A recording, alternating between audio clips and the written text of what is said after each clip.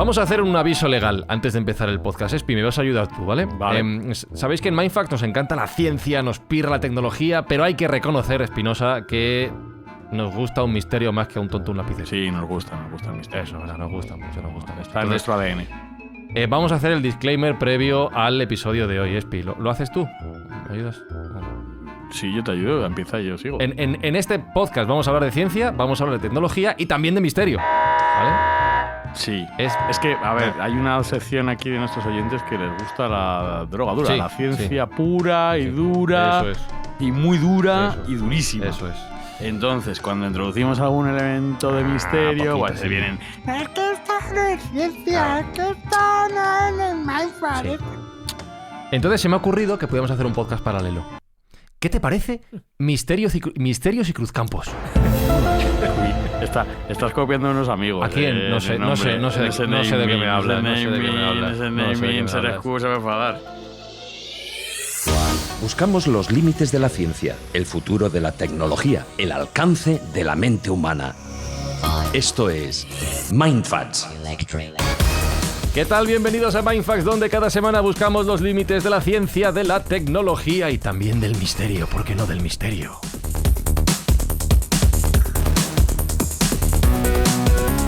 ¿Cómo nos gusta un misterio, Jesús Callejo, si es que nos volvemos Sí, es locos? que la propia vida es un misterio y sin misterio perdería su propia sustancia. Así que siempre cualquier elemento que toquemos, cualquier campo del conocimiento, tiene su punto de misterio. De hecho, a donde no llega la ciencia, hay misterio.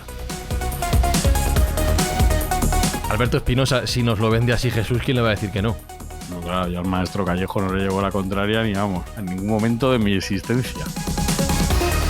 Así que, Sergio Cordero, das luz verde al inicio de este episodio. A mí me encanta la idea de hacer misterios y cruzcampos, siempre y cuando cambiemos de presentador por ser Skull, que probablemente sea mi persona favorita del universo, con lo cual ya sería... Y mía. Ganaría mucho. Pues yo apoyo la moción. ¿Qué quieres? Incluso para Mindfacts también. Mientras tanto, recuérdanos, Sergio, los ingresos generados por este podcast, ¿hacia dónde van? Pues todo lo que recaudamos, que gracias a las escuchas de nuestros oyentes, van a una buena acción o dos a cada temporada, y ahora nos toca regalar juguetes a aquellos niños que en principio no podrían tenerlos en estas navidades. Se los vamos a mandar de parte de todos nuestros oyentes. Dicho todo esto, y hasta que Ser Skull venga a presentar Mindfacts, un servidor Fran Izuzquiza da paso a este programa sobre tecnología y Área 51.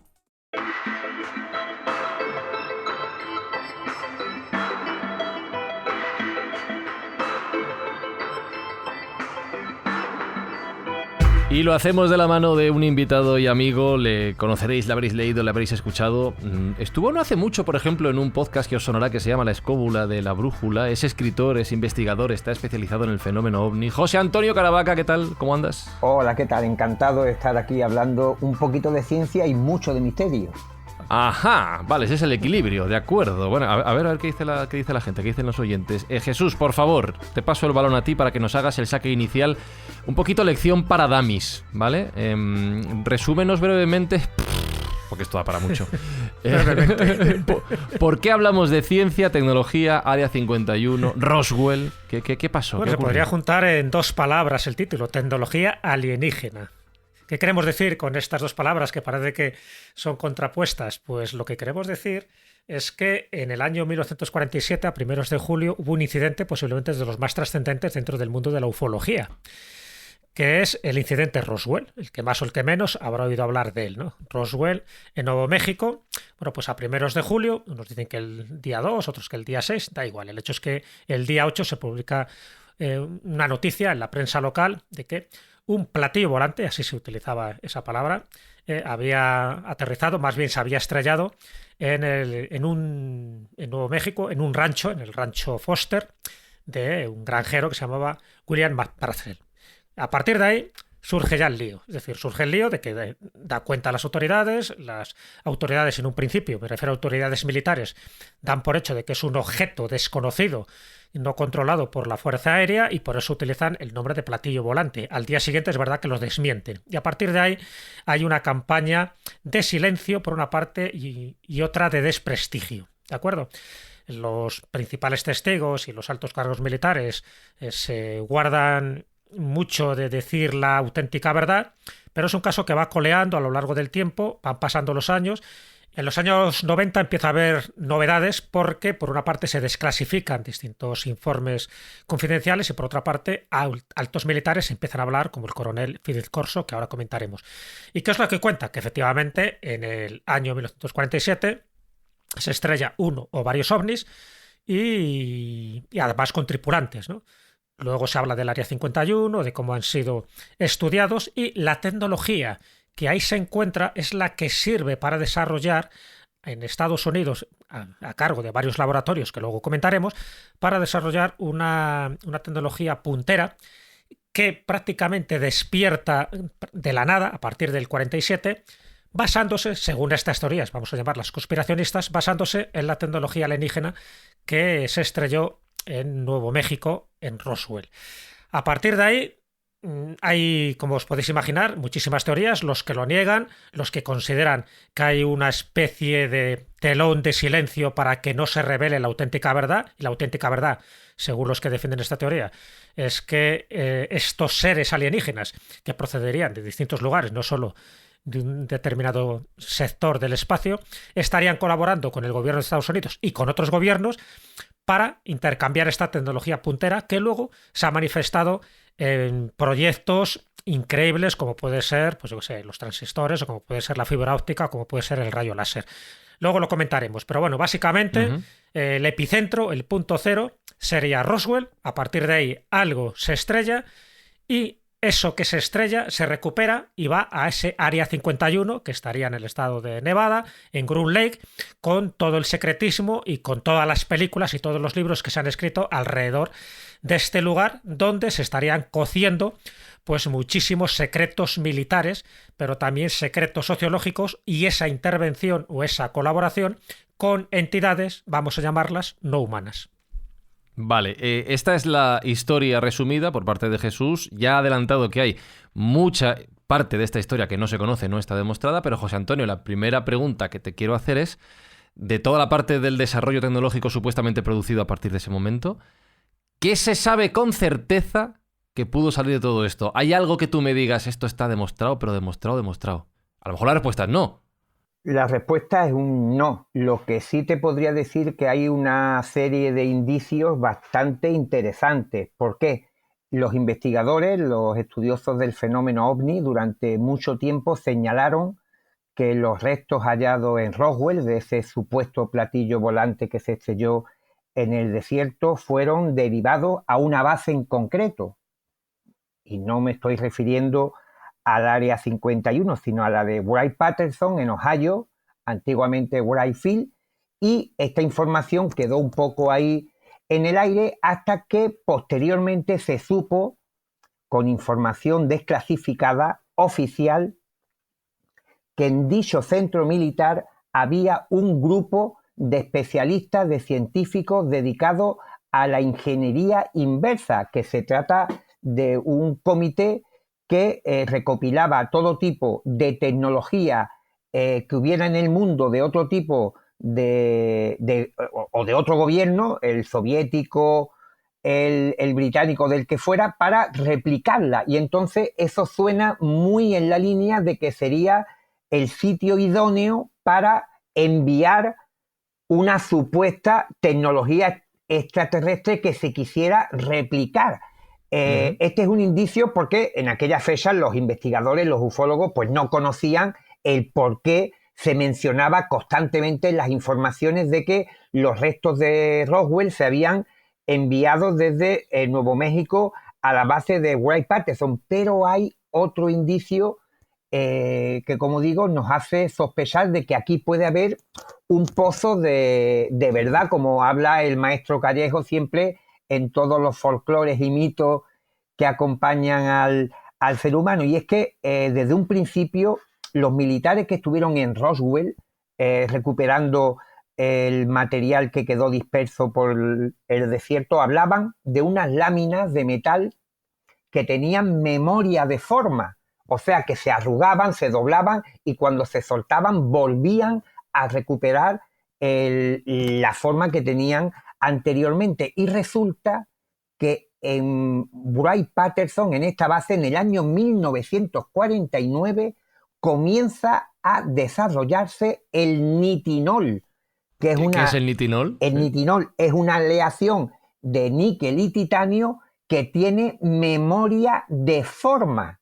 Como puede ser una espuma, por ejemplo. No, sobre todo se está utilizando, por ejemplo, en ortodoncia y en óptica, porque en las gafas, por ejemplo, si se sufre cualquier tipo de doblez y ya no se ajusta bien a la cabeza de uno, se le aplica calor y vuelve a la forma original. Y en ortodoncia, en los implantes y cosas que colocan en la boca, pues si hay cualquier tipo de movimiento, recupera fácilmente la forma. Y este es un detalle bastante importante, y sobre todo de que algunas de las personas que colaboraron en la creación del nitinol estuvieron participando en la investigación del fenómeno ovni, como ocurrió con Howard Crowe, que fue una de las personas que aparecen en el listado de los múltiples científicos que contribuyeron al nitinol, que a día de hoy sigue siendo un poco difícil encontrar realmente quién fue el descubridor y cuándo se desarrolló, y hay toda una suerte de leyendas urbanas alrededor de este material del que todavía pues se conoce más bien poco. ¿Sergio? Y por cierto, Sí. perdona, y se utiliza también en magia. Ah, mira, qué curioso. Bueno, yo quería comentar que en este tema que vamos a hablar, que gracias a que tenemos a José Antonio aquí, que es un gran experto, nos va a poder arrojar un poco de luz. Hemos empezado el programa diciendo que no hay muchas certezas, pero desde luego sí que hay algunas casualidades o causalidades, que eso es lo que habría que mirar, que me parecen muy interesantes, y nosotros debemos exponer los hechos y ya cada oyente que saque sus propias conclusiones. Por ejemplo, yo voy a dar un caso y un ejemplo. ¿En qué año me habéis dicho que fue el accidente de Roswell? 47. 47. En el 47. ¿Sabéis cuándo aparece el transistor eléctrico que En el sustituye 49. a las válvulas? Pues el primer prototipo en el 47. Sí, Y 5 el meses después, definitivo prácticamente, en diciembre 49. del 47, efectivamente. Entonces, esto, desde luego, aquí hay una correlación. No sabemos si hay una causalidad, pero desde Eso luego hay te una iba a decir, correlación. claro. O sea, ya es indicativo. No, tú ya ya nos lo has hace indicado, pensar. porque es verdad que antes del 47 solo se utilizaban válvulas de vacío y los diodos de germanio y de selenio. O sea que al final se consigue, pues eso, que con esta aparición de los semiconductores construidos con materiales creados artificialmente es lo que ha servido, ¿no?, para eso, para una tecnología punta, y justo ese transistor surge 5 meses después, a través de laboratorios implicados dentro del alto mando militar de Estados Unidos, porque este tipo de licencias no se las daban a cualquiera, es decir, eran personajes, eran científicos que tenían que tener pues una acreditación. En este caso serían los laboratorios Bell, ¿vale? Los laboratorios Bell sería una de esas empresas a las que se le pasó esta tecnología secreta. Las otras serían AT&T, también IBM, Sarnoff o RCA. Y todo esto, ¿por qué lo sabemos? Y luego irá saliendo bastante información. Es decir, podemos sospechar, un poco lo que decía José Antonio Caravaca, podemos sospechar, hay indicios de que lo que se estrelló no fue un globo sonda, como dijeron, no fue un globo del proyecto Mogul, como se dijo 50 años después, para intentar acallar ciertos rumores. Es decir, era el chocolate del loro. Daban explicaciones porque se pensaba que este estrellamiento de Nuevo México iba a pasar desapercibido, que en el momento que lo desmintieran, pues prácticamente nadie se iba a enterar del asunto, pero nada más lejos de la realidad. Es decir, esto ha ido coleando año tras año y década tras década. ¿Qué ocurre? Que al final ciertos militares que estaban en el secreto, y cuando digo ciertos militares, incluso estoy hablando también de astronautas que tenían contacto no solo con la NASA, sino también con el Pentágono, han ido confirmando uno tras otro que allí lo que aterrizó, en este caso lo que se estrelló, no era un prototipo humano, que era algo extraterrestre, como decía. Lo que encuentra William McPrussell, que es este granjero, lo que encuentra es algo que parece un plástico, pero que no es un plástico, que es metálico, sencillamente porque vuelve a adquirir la forma por mucho que lo dobles o por mucho que lo arrugues. Todo esto siempre queda un poco el run run. Dice, encontraron algún tipo de material. Encontraron no solo material, se encontraron también alienígenas que luego se les hizo la autopsia. Ojo, no tiene nada que ver con la autopsia famosa, aquella que se hizo que era falsa, ¿vale? Aquello fue otro intento más para desacreditar este fenómeno, o por lo menos este caso Roswell. Y es cuando empiezan a salir informaciones importantísimas, y ahí cito un dato y un libro, que es El día después de Roswell, del coronel Philip Corso, que Caravaca conoce perfectamente, porque se da un detonante. Lo publica en 1997, fijaros, 50 años después. Lo publica cuando él ya sabe que no va a correr ningún peligro. Estamos hablando de un coronel, de alguien que tuvo muchísimos altos cargos, ¿no?, dentro de la inteligencia militar. Y lo que publica es un poco como diciendo, mira, yo me quiero ir al otro mundo con la conciencia tranquila. Yo este secreto no lo puedo ocultar. Cuidado, estoy hablando de Philip Corso, pero podríamos citar a más gente que José Antonio lo conoce.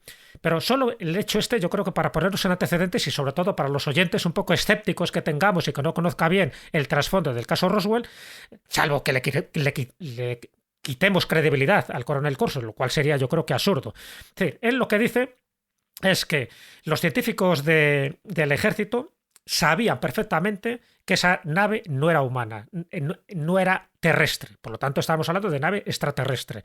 Y lo que dice es que la nave de Roswell constituyó la clave del desarrollo de tecnologías, y cita textualmente en su libro, tecnologías como, aparte del transistor que acabamos de decir, el láser, la fibra óptica, los circuitos integrados de silicio, es decir, los microchips, los aparatos de visión nocturna, los compuestos cerámicos, las superaleaciones de pulvometalurgia, la tecnología digital, la lógica difusa y los sistemas antigravedad y otros. Es decir, si todo esto es verdad y es cierto que todo esto empieza a surgir a partir de 1947, lo que nos está diciendo este hombre, que por fin ha hablado, que no tiene la mordaza y que ya no tiene ningún miedo a represalias, es que ahí se encontró algo muy gordo. Algo tan gordo que por eso intentaron camuflarlo, en fin, con informaciones totalmente absurdas, con globos sondas, o bien que los testigos mentían. Hubo también accidentes y muertes sospechosas de personas que estuvieron implicados directamente y que querían hablar y que no pudieron hablar porque morían en el camino.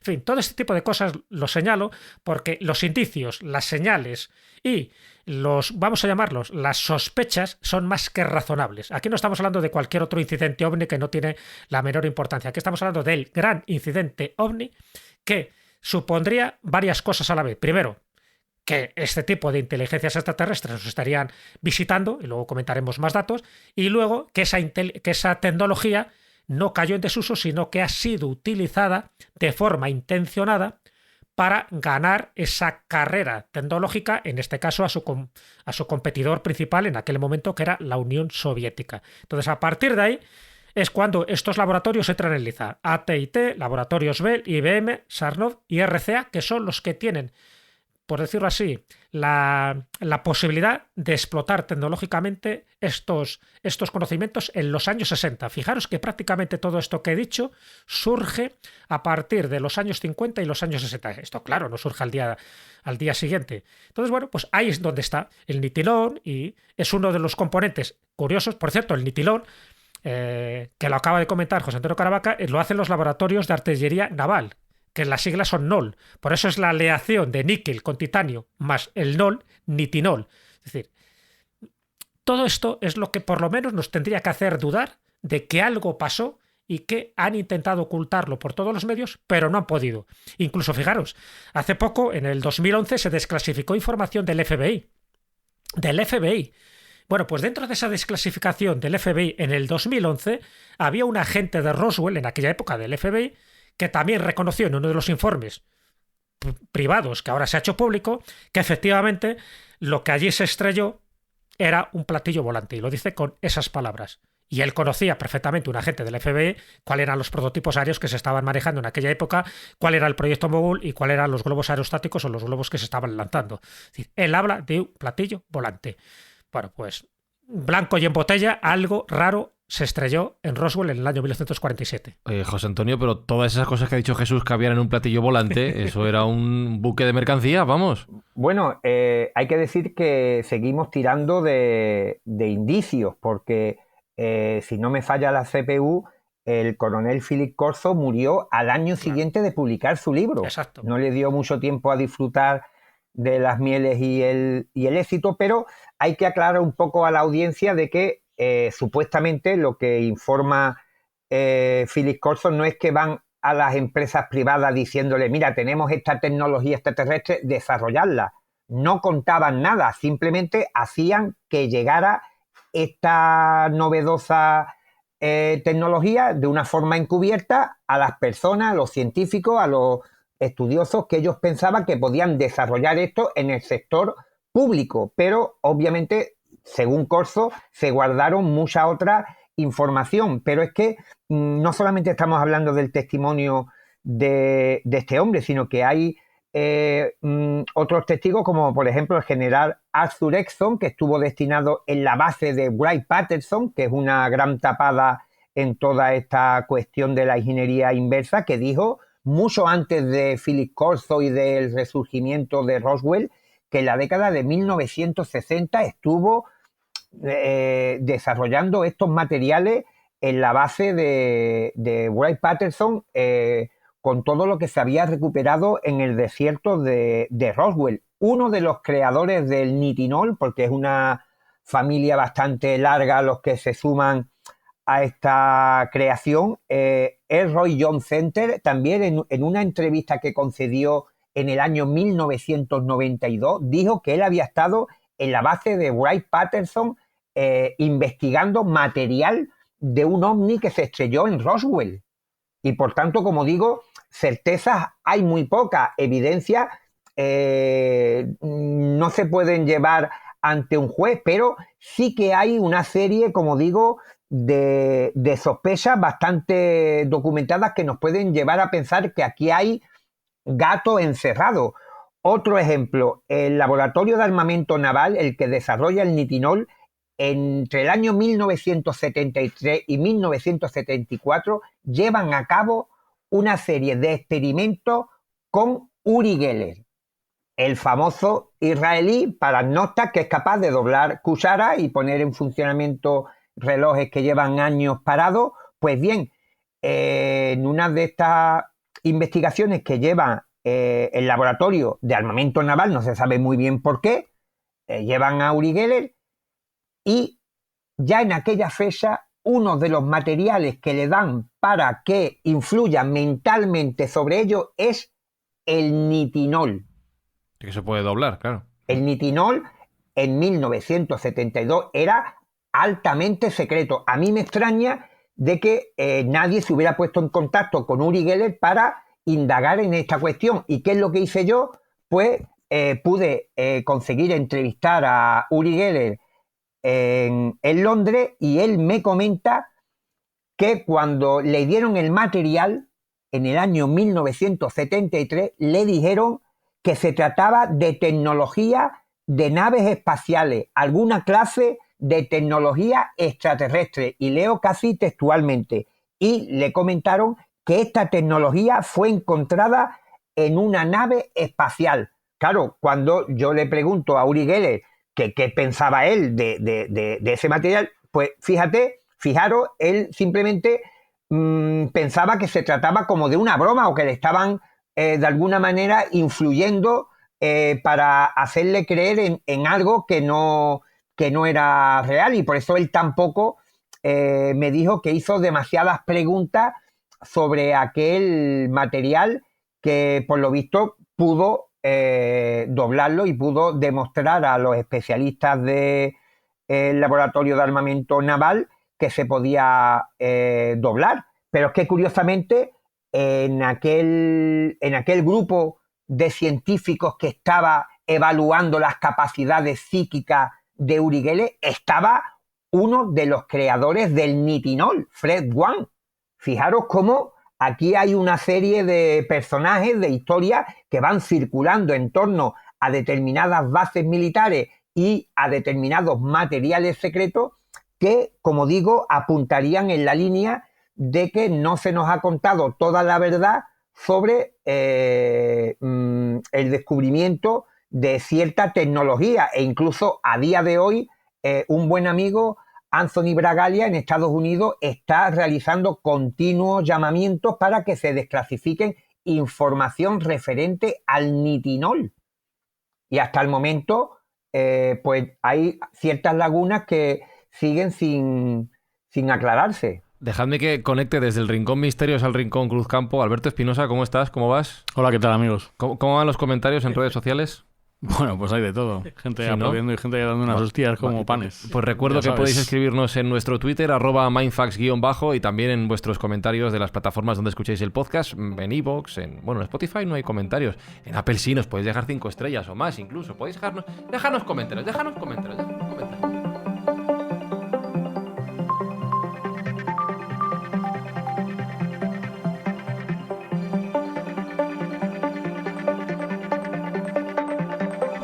Sergio, hoy estaba escuchando a nuestro admirado y querido Pepe Rodríguez y comentaba una cosa que me hacía gracia, referido a las películas, claro, decía, ¿qué manía tienen los extraterrestres de cuando llegan a nuestro mundo y van a decidir dónde atacar? Siempre atacan Manhattan, es como su fetiche, siempre van al mismo sitio todos. Anda que no hay lugares en el mundo. Y a la hora de hablar de impactos de ovnis, me vais a decir, estoy de broma, no, hay muchos más sitios, pero siempre eligen Estados Unidos, como el país y digo yo, con lo grande que es el mar, anda que no hay sitio para que se estrellen en el agua. Bueno, eligen Estados Unidos por conveniencia. También Estados Unidos es muy grande, ¿no? Y hay mucha posibilidad de que lo que se estrelle allí.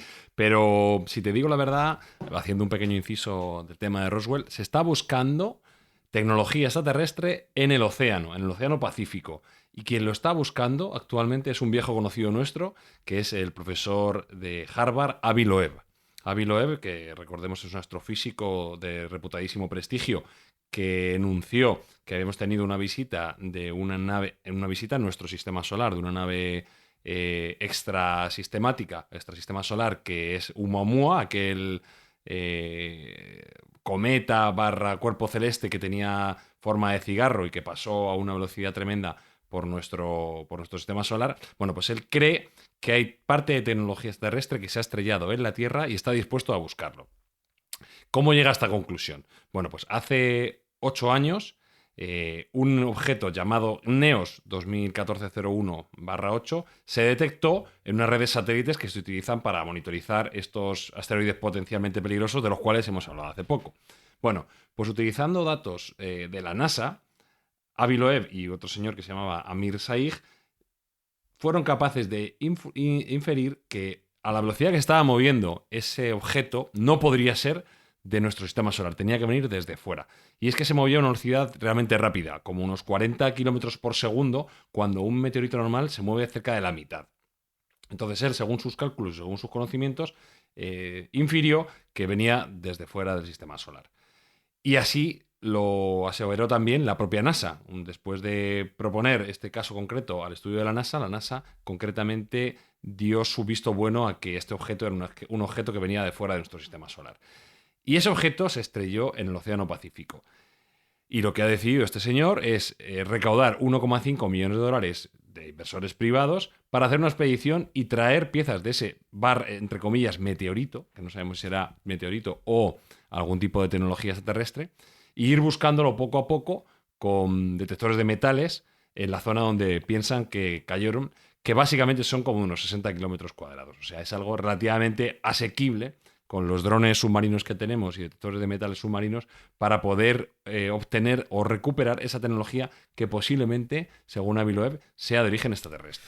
Qué bien que hayas citado a Avi Loeb, porque claro, muchas veces los oyentes siempre piensan, dicen, bueno, bien, están los que mantienen este tipo de teorías, pues es gente campesina, agricultores, en fin, gente que no son muy prestigiosos en sus campos de conocimiento. Craso error, ¿no?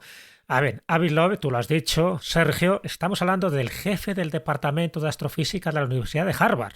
Ni más ni menos. Sí, que no son cualquiera. No son cualquiera. O sea, sus opiniones van a misa, ¿no? En este caso, sus opiniones son cósmicas. Que él dijera que Oumuamua, esa especie de asteroide, que no era un asteroide, de 200 metros, que tenía un comportamiento inteligente, que parece que estaba tripulado, que se acercó, ¿no?, por nuestra órbita y que fue luego expulsado de forma deliberada, ¿no?, después de la órbita del Sol, y que pasó relativamente cerca, ¿no?, de la Tierra. Que él dijera que eso era tecnología extraterrestre, que además de esto que está comentando Sergio, sabéis que el año pasado se ha puesto en práctica un proyecto suyo, que es el proyecto Galileo, en honor, ¿no?, a Galileo Galilei. Bueno, el proyecto Galileo, que es poner radiotelescopios con distintas franjas, con distintas bandas, tanto la óptica como la infrarroja, como la banda de radio, para detectar objetos cercanos, porque sabéis que los telescopios están siempre orientados a alguna galaxia, en fin, a sitios muy lejanos, siempre con un ángulo de visión muy, muy, muy restrictivo. Sin embargo, lo que quiere es que estos telescopios, en este proyecto Galileo, observen todos los objetos que están merodeando cerca de la Tierra, que algunos evidentemente pueden ser asteroides, que pueden ser cometas, que pueden ser cosas naturales, pero él está convencido que lo que está merodeando, gracias a la observación de Oumuamua, son de tecnología extraterrestre. Que te lo diga este hombre, yo creo que por lo menos nos tendría que hacer recapacitar. No es uno cualquiera. Alguien que observa el cielo como lo observa él, que tiene ese conocimiento y que sabe distinguir perfectamente un fenómeno meteorológico, un fenómeno atmosférico y por supuesto un fenómeno astronómico de cualquier envergadura y sabe reconocer si es natural o es artificial. Que te lo diga él, a mí por lo menos me hace pensar de que estamos ante una de esas verdades no reveladas, pero no cuestionadas por los que realmente están en el secreto. Y los que están en el secreto es gente, por ejemplo, como Edgar Mitchell, por ejemplo, por poner otro, ¿no? Por citar un personaje, yo creo, que de una trayectoria impecable, acordaros que fue el astronauta del Apolo 14, el sexto hombre en pisar la Luna. Bueno, pues Edgar Mitchell, también cuando ya no tenía ningún tipo de miedo a represalias, cuando había pasado ya bastante tiempo, él confesó que tenía contactos directos en el Pentágono y que él mismo había visto informes desclasificados donde lo que se recuperó en Roswell en el año 1947 fue material tecnológico y cuerpos que no eran humanos, que era tecnología extraterrestre. Edgar Mitchell. Entonces, a ver, esto es como una especie de puzzle. Vamos a situar piezas. Si personajes de esta talla, que ha tenido información privilegiada, que se han acercado a documentos que nosotros no nos hemos acercado, o que José Antonio Caravaca, uno de los mejores ufólogos, no solo de España, sino de Europa, nos está diciendo que hay datos. Se echa la mano a la cara con vergüenza. La teoría de la distorsión es una de las teorías que va a pasar a la posteridad. Y que evidentemente ahí están sus libros, ¿no? Los 10.000 casos que le he investigado. Te quiero decir que deberíamos ser un poco objetivos y yo creo que para eso estamos haciendo también este programa, ¿no? En MindFat, para intentar por lo menos dilucidar lo que hay de verdad o mentira en esa especie de teoría conspiranoica que se ha transmitido a lo largo de estos últimos años de si se recuperó o no se recuperó. Cuidado, porque lo de Roswell sería un episodio de los muchos episodios que ha habido, no solo en Estados Unidos, sino en otros lugares, donde también aseguran que se ha recuperado material tecnológico alienígena. Pero bueno, nos estamos centrando en Roswell. Y te quería hacer una pregunta, José Antonio, porque dentro de lo mucho que hemos hablado, también se comentó en su momento que el combustible que utilizaban estas naves tenía que ver con el elemento 115, que por entonces no se había descubierto en la tabla periódica de los elementos.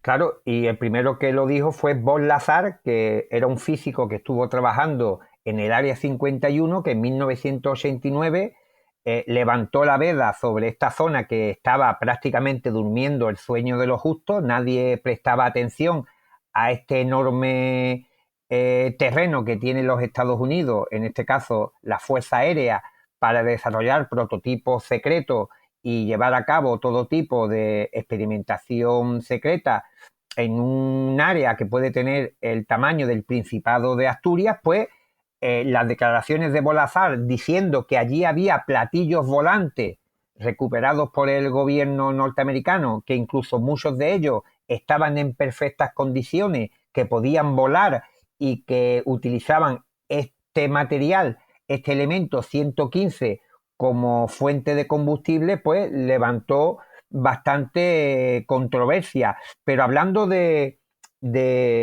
Roswell, no quiero pasar por alto para que veamos siempre que intentamos ceñirnos a la evidencia, a lo más tangible. No estamos hablando desde un punto de vista meramente fervoroso, creyente en la visita a nuestro planeta por parte de seres extraterrestres. Y es que en Roswell, en 1947, había armamento nuclear. Era el único sitio del planeta donde había bombas nucleares, y se da una paradoja, y es que del mismo hangar que surgieron las bombas que se arrojaron sobre Hiroshima y Nagasaki, pocos años después se especulaba que almacenó una nave alienígena y los cuerpos de sus tripulantes. Pero es que podemos ir un poco más allá, porque las investigaciones que ha desarrollado el Pentágono en el siglo XXI, las últimas que se han conocido gracias a la información publicada en el New York Times, señalan que los fenómenos aéreos no identificados, los UAP, como los denominan ahora a los ovnis, sienten gran interés por la energía atómica, por los silos donde hay misiles nucleares y donde se almacena plutonio. Por tanto, podemos establecer de que existe cierta vinculación entre el fenómeno ovni y lo nuclear, por lo que no sería extraño que ese ovni se estrellara concretamente en Roswell, el único sitio en 1947 que tenía armamento nuclear.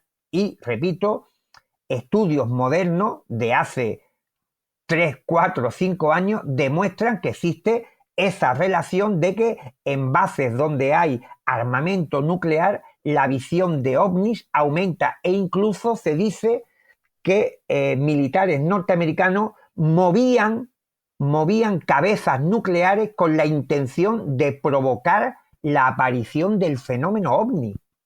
Uh-huh. Sergio, me estaba preguntando, y en relación con la aparición de esos avistamientos ovni, que es verdad, como decía José Antonio, que certezas, afirmaciones oficiales hay pocas, por no decir ninguna, eso es cierto. Hablaba Jesús también de la desclasificación de documentos, que algún día puede que nos vayan contando verdades, pero ya hemos hablado alguna vez en Mindfax de cómo la ciencia calcula, soporta o no soporta la posibilidad de que existan otras civilizaciones más allá de nuestro planeta. Pero ¿cómo es posible que todavía no tengamos la certeza absoluta, popular, de que no hemos contactado con ninguno? Por pura paradoja de estadística, Fermi, ¿no? Sí, ya hemos hablado en alguna ocasión de la paradoja de Fermi, aunque creo que merece por lo menos un programa completo porque tiene muchísimas soluciones a este problema, ¿no? La paradoja de Fermi es, pues a su vez es una respuesta a la ecuación de Drake. Recordemos que la ecuación de Drake es una base matemática en la cual se multiplica el número de galaxias, sistemas, planetas habitables, etcétera, y esto te da un potencial de número de civilizaciones extraterrestres altísimo. Por lo menos en el universo que nosotros conocemos. Cuanto más ampliamos nuestro conocimiento, pues más grande es ese número. Entonces, si tenemos un número tan alto de civilizaciones extraterrestres, ¿dónde está todo el mundo, ¿no? Esta es la paradoja de Fermi. ¿Dónde están nuestros vecinos, que no los vemos? Bueno, pues hay una solución relativamente novedosa, que es la teoría del bosque oscuro. La teoría del bosque oscuro, que fue propuesta por el escritor chino de ciencia ficción Cixin Liu, famoso por sus novelas El problema de tres cuerpos. Concretamente, su segunda novela se llama El bosque oscuro. Y viene a dar una respuesta a esta paradoja de Fermi, de ¿dónde está todo el mundo? Bueno, lo que viene a decir Cixin Liu y los que se adhieren a esta teoría es que el universo está repleto de civilizaciones inteligentes, pero no quieren hacer ningún ruido. ¿Y por qué no quieren hacer ningún ruido? Cuando ellos ponen este ejemplo del bosque oscuro, lo que vienen a imaginar un cazador que se mueve en una jungla o en un bosque que esté a oscuras. Él sabe que hay otros cazadores cerca y sabe que si emite algún ruido puede ser eliminado por uno de esos cazadores. Y al revés, tiene que estar pendiente de otros cazadores que vengan que sean potenciales rivales para eliminarlos, ya que ante la duda no sabe si esos cazadores rivales le van a eliminar a él. Con lo cual esta teoría del bosque oscuro encaja también y enlaza con la teoría de juegos. Al final hay dos jugadores que tienen turnos simultáneos y que tienen dos opciones. Si descubren a otro jugador, erradicarlo o dejarlo vivir, dejarlo pasar. Pero claro, no saben si dejándolo vivir sin hacer nada, cuando sea el turno del siguiente jugador, este va a hacer lo mismo o por el contrario va a tomar la decisión de erradicar al primer jugador que no eliminó a su vez a su oponente. Con lo cual, algunos proponentes muy notables de esta propuesta, entre los cuales se encuentra Stephen Hawking, decía que no deberíamos hacer ningún tipo de ruido cósmico para que no nos visitara nadie. No necesitamos vecinos indeseables. Pues vamos fastidiados, Sergio, vamos fastidiados. Y a mayores, en el caso de que tuviéramos un contacto con una civilización, igual lo prudente y lo sabio sería erradicarla si pudiéramos. Fíjate lo duro que es esta propuesta. Ante la duda, eliminar a ese posible adversario que pudiéramos tener, porque no sabemos si él va a hacer lo mismo.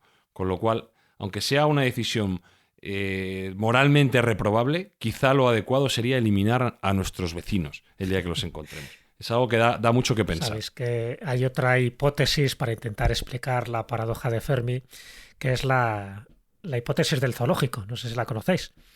Entonces, sí, hay muchísimas explicaciones para intentar eso, justificar el por qué si hay tantas civilizaciones, teóricamente, porque no se manifiestan de una forma tan clara como esto que estamos intuyendo.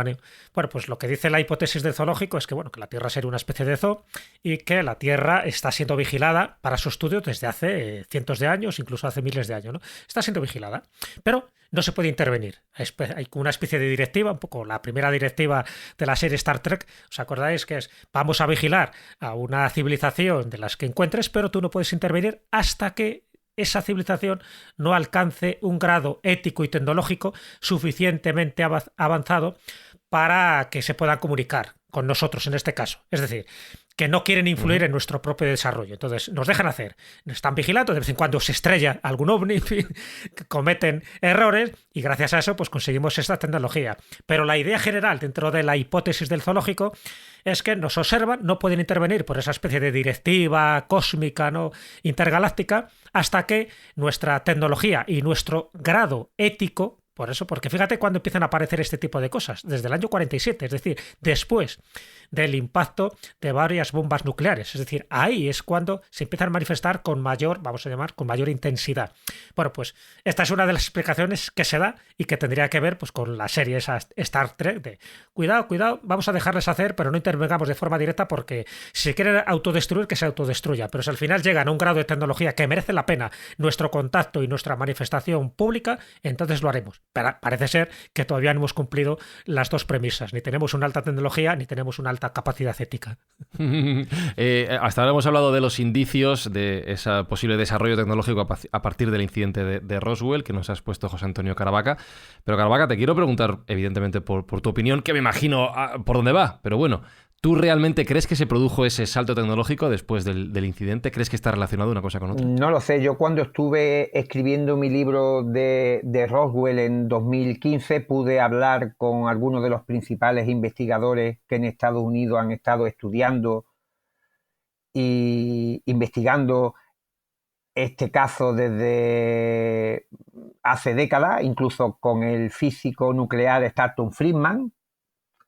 Y la verdad que me dejaron bastantes dudas. Era como una suerte de paradoja, casi al 50%, de que algo extraño ocurrió en Roswell sobre el acontecimiento fundacional de todo lo que después vino mediante las noticias que empezaron a circular. Me resultaría muy extraño de que no hubiese nada de realidad detrás de este supuesto accidente ovni, porque son tantas las personas, tantos los militares que han dicho que ocurrió lo que se dice que pasó allí del estrellamiento de esa nave de origen no humano, que resulta poco creíble que todos se sumaran a un engaño generalizado y que pusieran en riesgo su carrera y su prestigio, afirmando de que habían participado o que habían escuchado hablar en altas esferas, que habían visto documentos clasificados que atestiguaban la realidad de que allí en el desierto de Roswell se recuperó los restos de una nave no humana, que hasta el día de hoy pues no he sabido disipar ese 50% a dónde nos lleva. Lo que sí tengo claro que sea lo que sea lo que aconteció en aquel lejano verano de 1947 del siglo pasado, aún no conocemos realmente lo que se estrelló, lo que recuperaron, porque otro indicio importante es que, como decía el maestro Callejo, los militares de la base de Roswell, que van al desierto a meter los restos aquellos en una camioneta para después llevarlos a la base de Roswell no eran soldados de reemplazo, eran oficiales de inteligencia, Jesse Marcel y el capitán Sheridan Caby, de contrainteligencia, que estaban habituados a ver todo tipo de material secreto. Incluso en la zona de Nuevo México, de White Sands, también se estaban desarrollando cohetes, vehículos que después utilizaría la NASA para llegar a la Luna, y por tanto estaban enterados de la última tecnología que se estaba desarrollando en nuestro planeta, y a ellos les sorprendió las características físicas que tenían aquellos restos que estaban en el desierto. Tanto fue la impresión que tuvo Jesse Marcel, este agente de inteligencia de la única base militar que tenía armamento nuclear en aquella fecha, que de camino a la base se detuvo en su casa para que su mujer y su hijo, Jesse Marcel Jr., viera aquel material que se doblaba, que volvía a su forma original, y también había una especie de pequeñas vigas parecidas a la madera de balsa que tenían extraños jeroglíficos, y posteriormente Jesse Marcel Jr., que llegó a ser cirujano del ejército estadounidense, confirmó punto por punto las declaraciones de su padre y confirmó que lo que vio aquel día en una caja que le mostró su padre era restos que no ha vuelto a ver en ninguna parte. Y yo creo que esto nos da a entender el tipo de magnitud que puede esconder, independientemente después de la última naturaleza que tenga el fenómeno de lo que allí sucedió, pero que a día de hoy pues seguimos sin conocer qué pasó. Uh-huh. Recordabas tu libro, voy a mencionarlo, Expediente Roswell, el informe definitivo, firmado por José Antonio Caravaca, prologado por Javier Sierra, al que le mandamos un abrazo, y editado por Ediciones Oblicuas, por si queréis, Mindfactors, profundizar en toda esta historia que nos está contando José Antonio.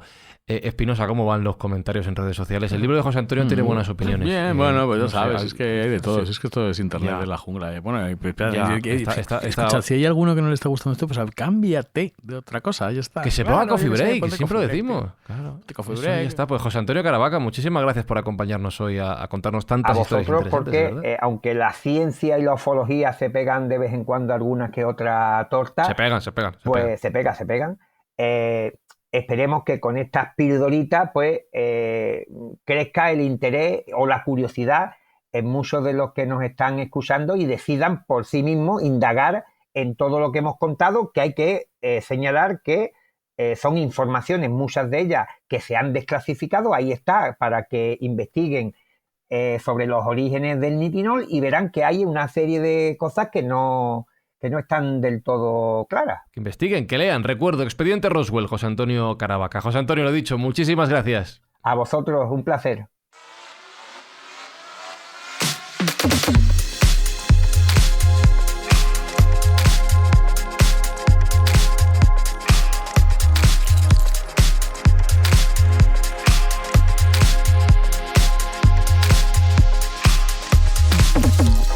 Jesús, tu conclusión. Bueno, mi conclusión es que ni en este tema ni en ningún otro hay que tener orejeras. Hay que tener la mente amplia, por supuesto ser escéptico, tener los pies bien pegados al suelo, pero la mirada también en el cielo, porque hay muchas cosas inexplicables que a día de hoy no tenemos certezas, pero sí tenemos indicios. Y solo recordar que hace poco, en 2019, la Marina de Estados Unidos admitió que tres vídeos correspondían a objetos reales no identificados. Es decir, que aunque se quieran ocultar muchas cosas, antes o después van saliendo. O bien por gente que quiere hablar antes de morir, o bien porque ya no se pueden ocultar determinados elementos que forman parte de eso que llamamos la historia ufológica.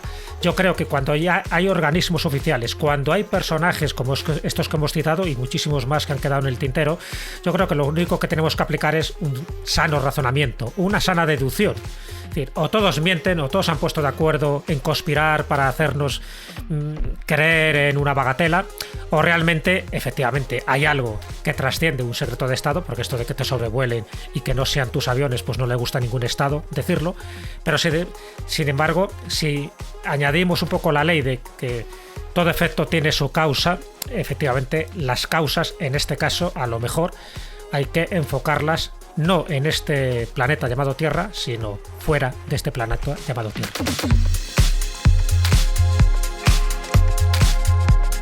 ¿Tu última idea, Sergio? Bueno, yo coincido con Jesús concretamente en que hay que ser escéptico, pero ahí están los datos y hay que saber interpretar los datos, y nosotros simplemente lo estamos ofreciendo para que todo el que quiera profundizar pueda realizarlo y tomar sus propios elementos de juicio. Es muy significativo lo que ha dicho Jesús. Cuando se han desclasificado los vídeos de la Marina y el propio Obama incluso ha llegado a decir que hay elementos que son desconocidos y que no saben de dónde vienen, yo creo que esto tiene una tendencia, por lo menos, a plantearse cosas. No digo a creer a pies juntillas, pero sí a replantearse cosas y a tener los ojos y los oídos abiertos y la mente despierta, claro que sí. Alberto Espinosa, no sé si tú quieres lanzar alguna idea o si no te hago una pregunta, lo que tú quieras. Dame una pregunta de lo que quieras, tío. Que si tú mañana no te encuentras con un extraterrestre, ¿no te echas una buena cerveza con él? ¿Cuándo que no tiene que ser? Ojalá les guste la cerveza, si no menuda mierda extraterrestre, tío. Montamos una guerra contra ellos, si no les gusta la Totalmente cerveza. fuera. No, yo no imagino un universo donde no guste la cerveza. Imagínate un extraterrestre que le guste la Cruz Campo, tío. ¡Buah! Vaya movida. quiero. Hace cruz y raya. La guerra. Nada. Mira, me ha dado tanto bajón que, mira, recuerdo yo que todas vuestras escuchas van a ayudar a que generemos ingresos para llevar juguetes a los niños que los necesitan, ¿vale? Gracias Mindfactors por ello, que saludos y besos de Fran y Zuzquiza, y hasta la semana que viene, tío, qué bajón. Yo no me imagino un universo así. No quiero un universo así. No quiero civilizaciones extraterrestres que les guste la Cruz Campo, por favor. No, tío, no quiero, de verdad. ¿Por qué dices eso al final, tío? Lo has dejado en bajo, macho. Así, fatal. Lo has dejado en bajo, macho. Mindfacts llega cada semana a tus oídos a través de Spotify, Apple Podcast, iVoox, Google Podcast o tu aplicación favorita. Búscanos en redes sociales. Somos Mindfacts. Señor presidente, general, bienvenidos al Área 51. Síganme, por favor. Nos encontramos 24 pisos bajo el suelo y estas son nuestras principales instalaciones de investigación. Entremos. Lo siento, señor, hay que mantenerlo libre de estática. Es una sala esterilizada. Abra la puerta. Sí, señor.